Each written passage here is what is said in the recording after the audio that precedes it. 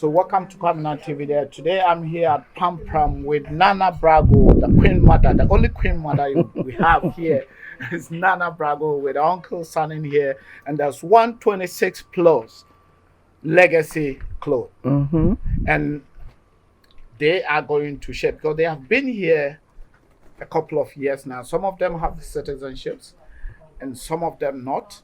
But they want to have something that it will be memorable. So Nana is here. I'm not going to say much. Nana is going to tell us the idea behind this. Okay. Nana. Well, greetings. Thank you, my son. This cloth, the idea came. I'm Nana Brago of Santua, Queen Mother in the Ashanti area at Siseriwa.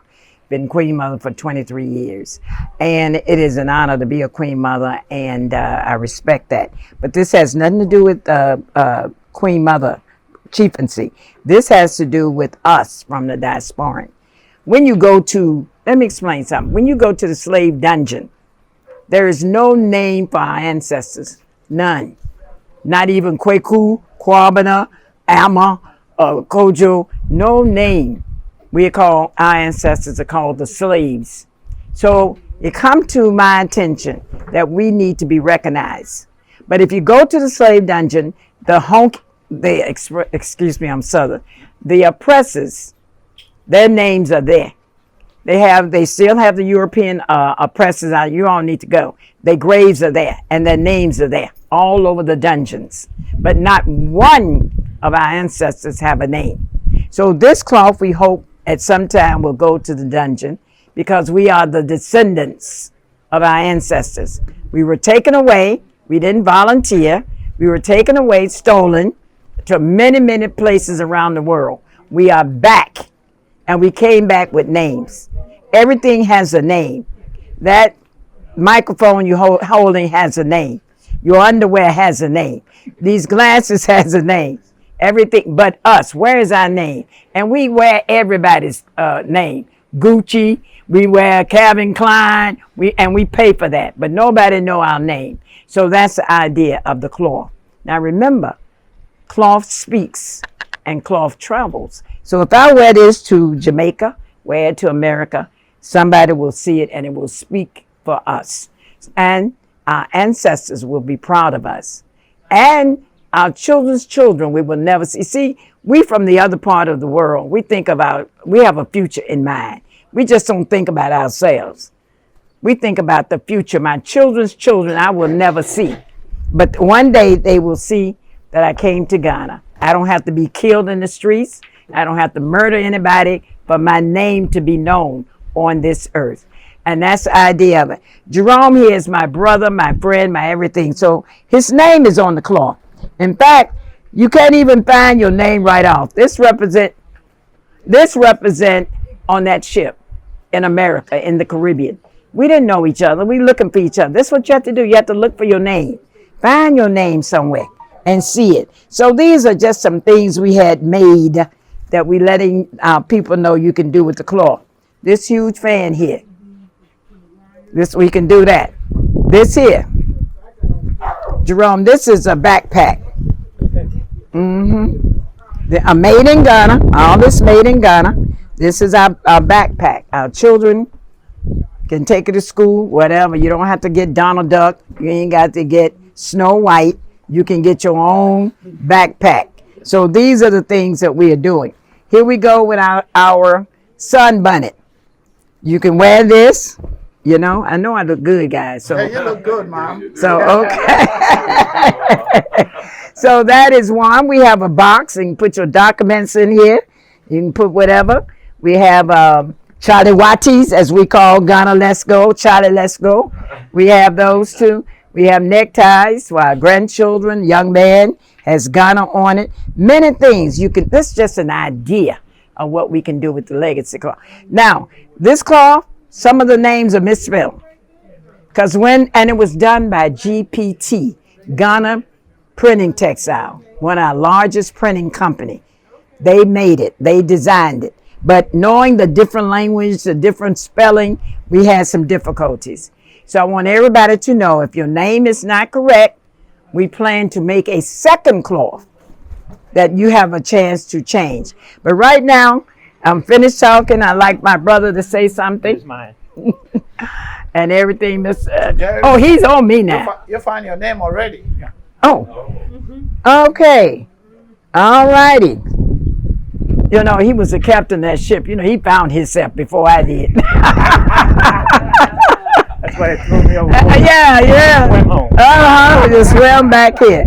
So this is the idea. We hope in the future, not now, that we will have a fashion show. Now today is a pick up your cloth day. Yeah.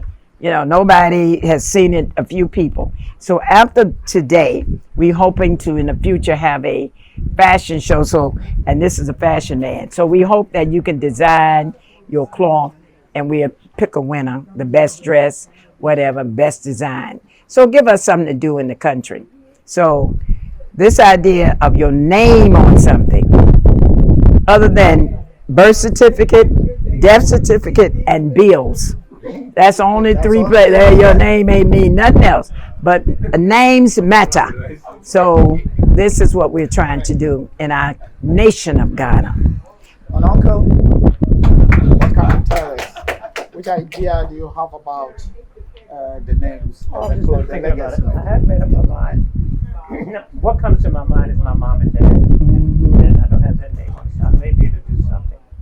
The next time you can put them on the cloth. That's why I got it interesting. And not only that, I thought it was a good project to do. So, and like she said, it'll last for a long time. Long. So it's a part of history now. It's making history now. It's a history. Yeah. And I've been here for 18 years. And I moved here in 2004 from Maryland, outside of Washington, D.C. So, how do you think about Ghana? You've been here 18 years now. How do you think about Ghana? Built his house. I'm still here. Still here? I love it. Still standing. I love it here. You love it here. I'd never go back to live in the States, ever. No. But one will say that America is state is it's amazing place to live. It's you have everything at hand. And That's you because they decided haven't been here. Come to Ghana. Come to Ghana. When And you came to Ghana, how do you see about the Ghanaians? A lot of Ghanaians are also dream to be in the other side of the world. well, until they meet me and I tell them the truth. And show them the truth. Yeah. And this too, not cutting off, Miss Brenda Powell, live up in Tutu from Virginia. She's been here in the medical profession, been here a long time, built too. Everybody here you see they're building. We like the idea of having our own homes, having everything belong to us. So Ghana is a challenge, everybody. Ghana will challenge you, so you have to be ready for Ghana. And don't come here thinking it's cheap. Don't come here for something free. We don't have no free land. I'm tired of that too. A lot of our people getting disgusted, and we need to change that. Tell the truth, like my brother Jerome is telling you. It's not easy, but you can make it. Look at our brother and sister; they have made it. So that is it. So Miss Brenda, you have anything to say? I'd just like to say that I'm just glad to be here. I'm glad to be here in Ghana. I'm glad to be here with the group. My father told me to come home, and this is what I did. And this was back in 2004 and 2005. I'm sorry, and I've been here ever since. And I am just happy to be here. As Nana was saying, there are challenges, just like you have everywhere.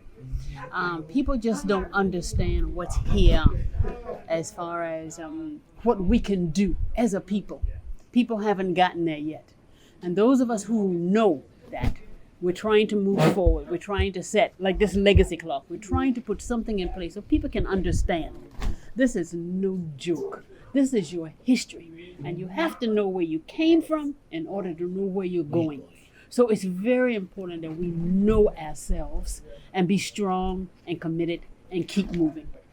And we thank God for that. And Thank you very Brenda's much. our father just didn't tell her to come to Africa. He told her, baby, go put your foot on mama. That's what he said. And he said, go put your foot on mama. And I said, go and pee on mama. Go sleep on mama. Go eat on mama. Mama Africa. So you will know. And I do encourage people, especially men, you know, you have to smell Africa. And Mother Africa has to smell you, you know. And that may sound harsh, but like everything else, mama has a smell. So she know when her children are coming back. She know I can smell my baby. I can smell my son. So I don't mean y'all go and pee all over Ghana, but the point of it is you need to let mother know you are here. Okay? And I'd like for you to introduce you to the crew. This is the prom, I call it the watering hole. This way everybody in prom come to. They come to talk. They come to give information. And this is, how you doing, sir? I'm Nana. And this young man here has a TV station. Oh, this is our sister. Oh, yeah. She owns the place. So I ain't even paying attention, but she has some good food. So that is it. This is candid, everybody. We just talking to you people. Everybody. It's nothing that you know him. Hey, you see what happened? I'm introducing, they know each other already. So, Yeah. Hello. How you doing? Yeah, let me do the rest. How you doing, Mom? I'm fine, thank you. How are you? I'm good. Your name, you are eating, but I'm not going to disturb you while you are eating. What's your name? My name is Dee. D. How long have you been here in Ghana? 10 years. Hey, 10 years. 10 years. And I guess you've been here 10 years. That means you love it. I do love it. I You do love it. You Yes. love it. You Yes, love I do. it. Okay, let me leave you eating. We'll talk Thank about you. later. Thank you. Hey, Mama Vera. Hi, darling. How are you? I just sent your interview to someone this morning. Oh, wow. Just this morning. That's great. I enjoyed our interview so very much, and I thought I was comical. That's good. Thank you. I thought I was very comical. I know that I'm going to see you here. That is why I didn't call you when I was coming. knew I it. know You that knew- I'm you going knew to it. see you because Mama Brago told me. Oh, Yeah. okay, good. Tell me, good. I know this Well, you know you is- can always find me here. Oh, yes. You told me. The last This time. is my favorite place. Yeah. This is my favorite. These are my people. This is what we do. This is what we So do. you all live in Pampram. I gotta visit everyone one by one. But you really have to visit. I will do that. Definitely. Hey, Uncle. How are you, Uncle? I'm doing great. How are you? I'm good. Uncle, what's your name? Dalim Jamal. Jamal. Dalim Jamal. Delim Jamal. Uncle, how long have you been living here in Ghana? Officially for about 2 weeks. Oh, 2 weeks. Hey, how do you like it? Love it. Love it. I've been here about 5 times already, All but right. I've officially moved here. Oh, you officially moved here. Yes. Sorry, Uncle.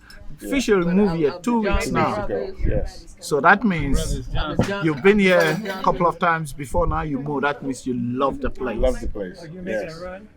How do you think about the people in Ghana? How do you think about the people? Well, you know, The Ghanaian, the locals. How do you think about it? I'm speaking personally, they're very welcoming. You know, I've never had any issues since I've been coming about 5 times already. And I never had any issues. They're very welcoming, make me feel welcome. And it's enjoyable being here. That's right. That's great. That's good. Thanks for talking to you, Uncle. We'll talk later, maybe. Will do. Hey, how you doing, Uncle? Hey, how you doing, my brother? Yeah, how you doing, Uncle? I'm What's good. your name, please? My name Willie Willie. Elston, my slave master name. Kofi Master is my African name. Kofi Mansan. Yeah, The African name. African name, Okay. which means something.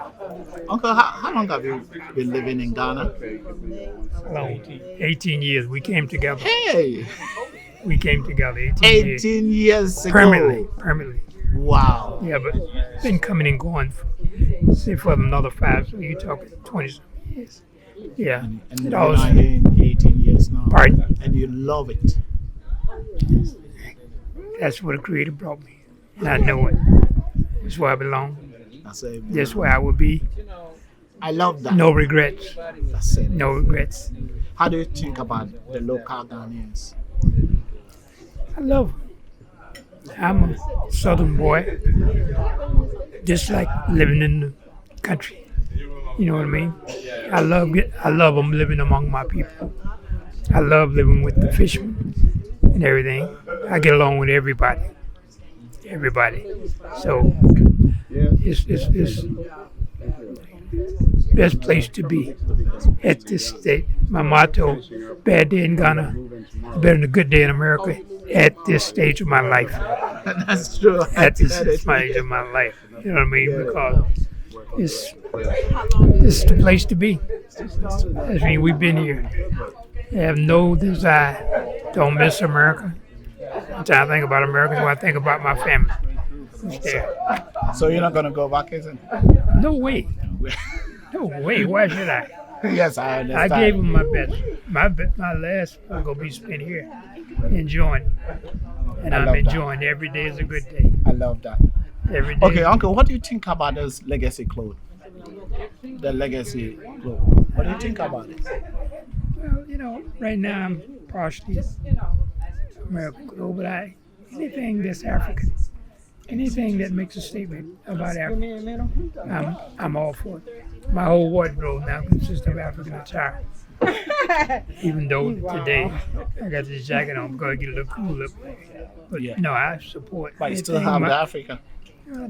You carrying the Africa with you. I threw it away. I didn't throw it away, but I don't even wear my gold and silver and stuff like that. I wear it like African. Everything is about Africa with me.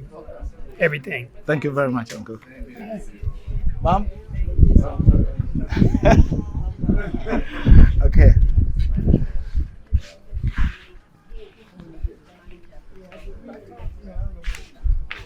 Hey. So how you doing, buddy? I'm good. Mama will be so. I'm happy to know that I caught you here. Oh, you caught me. Yeah, that's true. Yeah, that's true. Yeah. What's your name? Hey, you might want to talk to Brother Shabazz. I want to talk to him. I want to talk to him. Yeah. British Shabazz. British Shabazz. How long you been in Ghana? I've been coming now back and forth for 2 years, and I've been at 8 months permanently. Oh, you've been 8 months permanently. So I've got my Ghana card and Oh, you working got- on my residency. Wow. Got my driver's license. all Wow. that stuff, yeah. So you basically Here for good. here for good. Yes. Which part of America? Let's go to America. Mhm. Which part of America do you? I'm from Chicago originally. Chicago originally. From Chicago originally. Left Chicago when I was 24. Went to Minnesota for 6 years. Worked there, and when I was 30, I moved to Atlanta.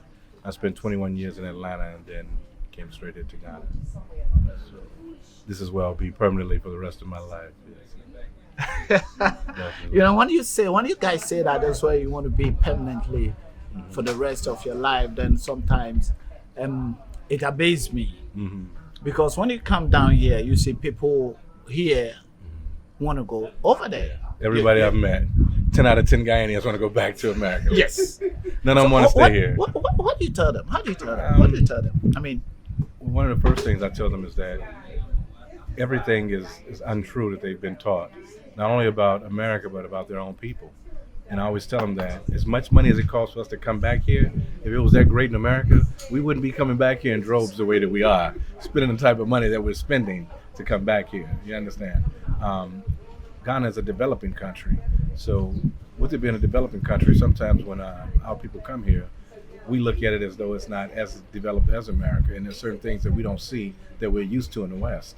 But what I tell people all the time is that there's a level of peace here that you can't pay for. And in the West, as a black person, and that's what you are when you come to the West. You can say whatever part you're from in Africa, whatever, you're black when you come to America. yeah.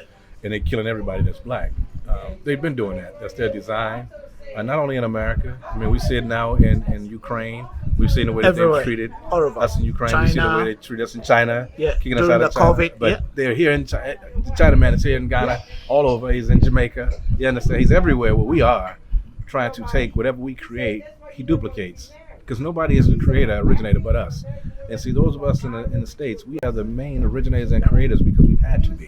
You understand? In the conditions that we were dehumanized as a people.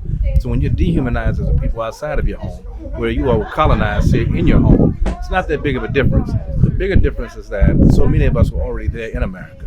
So when you have Africans who are already in America, who were there thousands of years before what you call the Ma'afa, which is the slave trade. Before that, you had Africans that were already there, original people. So now that we have history circumventing itself and coming full-fledged right now, we have everybody saying, well, You don't know where you're from in Africa. You're not from Africa. Kwame Nkrumah told us you're not African because you were born in Africa. You're African because Africa was born in you.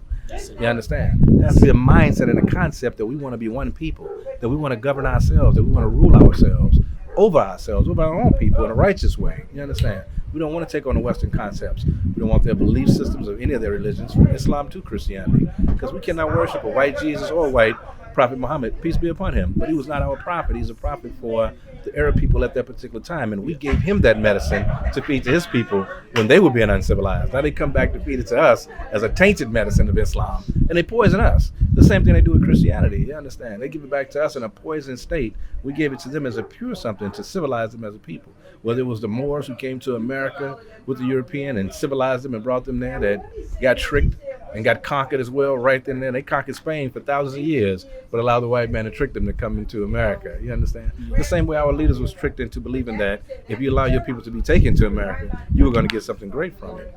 But we all know now in this day and age, we're in a powerful position because we know none of that is true. And we must teach that to our children. And it comes and starts with the language. As me and my brother was speaking earlier, we have to have a universal language that we speak as a people.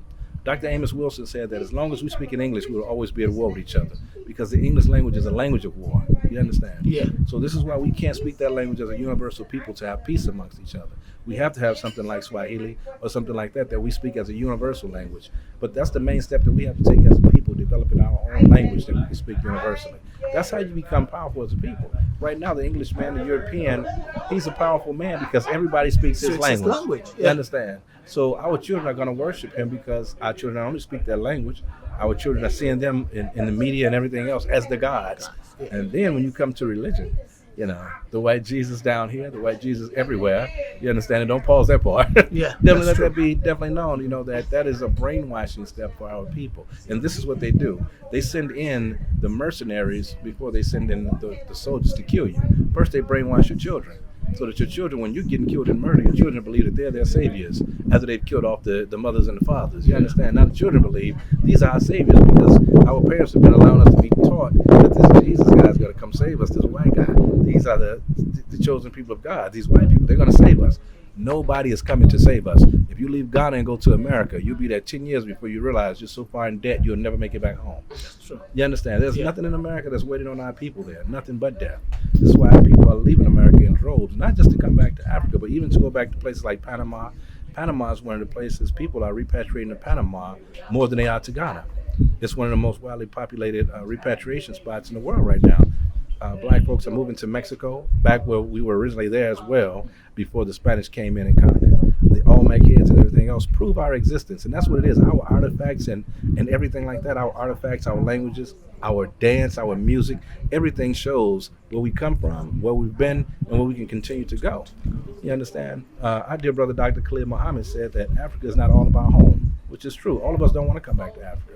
But we have to understand, all of us, that Africa is our throne as black people. And we must take care of Mother Africa first in order for us to be able to take care of the rest of the planet. But the planet belongs to us, not just one corner of the earth, the entire planet. We built this planet for ourselves as black people, thousands of years, millions of years ago. You understand?